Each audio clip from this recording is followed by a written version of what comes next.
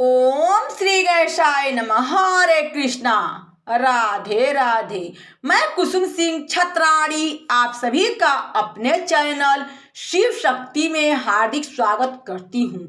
आज मैं आप लोगों को शिव महापुराण के युद्ध खंड के 50वां अध्याय की कथा सुनाने जा रही हूँ। शिव जी द्वारा शुक्र को मृत संजीवनी विद्या की प्राप्ति का वर्णन।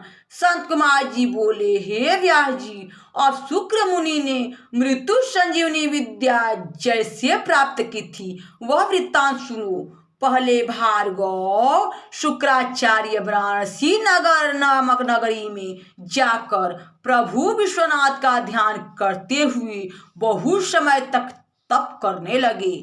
वहां उन्होंने शिव का ज्योतिर्लिंग स्थापित कर उनके आगे सुंदर एक रमणीय कूप खुदवाया और एक द्रोण अर्थात 32 सेर पंचामृत से शिव जी को लाख बार स्नान कराकर सुगंधित द्रव्यों से स्नान कराया।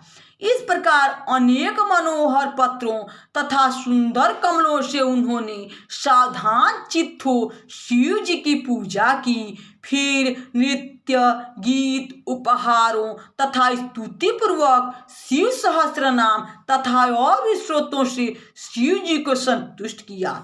इस प्रकार शुक्र जी 5000 वर्ष तक अनेकों प्रकार के शिव जी की पूजा करते रहे, परंतु जब इतने पर भी शिव जी ने उन्हें कुछ वर न दिया तो शुक्र ने अत्यधिक कठिन दूसरे नियमों को ग्रहण कर लिया और भावना रूपी जल से अत्यंत चंचल चित्त हो शुद्ध करने लगे। इस प्रकार चित्त को शुद्ध कर उन्होंने सिरवार्पण किया और हजारों वर्ष तक कर और धूमपान करते रहे।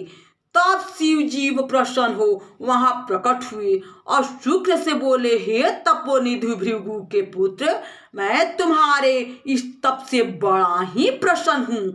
तुम्हारी जो इच्छा हो वर मांगो, मैं बड़े प्रेम से तुम्हें वह सब दूंगा। तुमको देने के लिए कुछ भी अदेय नहीं है। तब शिव जी के ऐसे वचनों को सुनकर शुक्र जी आनंद सागर में डूब गए। उन्होंने परम पुलकित हो शिव जी को प्रणाम किया और सिर झुका अंजलि बांध जय जय उच्चारण करते हुए शिव जी की बड़ी स्तुति की।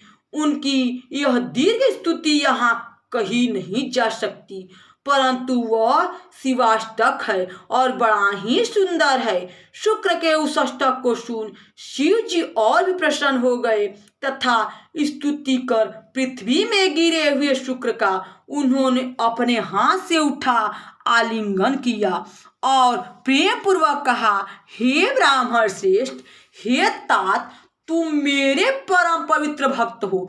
तुमने जो मेरा यह ज्योतिर्लिंग स्थापित कर दिया, इनकी कठिन आराधना की है, इससे मैं तुम पर प्रसन्न हुआ। इस समय जो मांगो वह देने को तैयार हूँ। वह भी समय आएगा जब तुम इसी शरीर से मेरे उदर गुहा में प्रवेश कर मेरे इंद्रिय मार्ग से निकल पुत्र भाव को भी प्राप्त करोगे। यह दुर्लभ वर मैं आज तुम्हें प्रदान करता हूँ। इसके अतिरिक्त मैंने जिस मृत संजीवनी विद्या को अपने कठोर तप से प्राप्त किया है वह भी मैं तुम्हें देता हूँ। इस विद्या द्वारा तुम मरे हुए प्राणियों को जीवित कर सकोगे और जिस किसी भी कार्य का उद्देश्य कर नियम से इस विधान को जपोगे तो इस तत्वेश्वरी विद्या के प्रभाव से तुम्हारा वह कार्य पूर्ण होगा।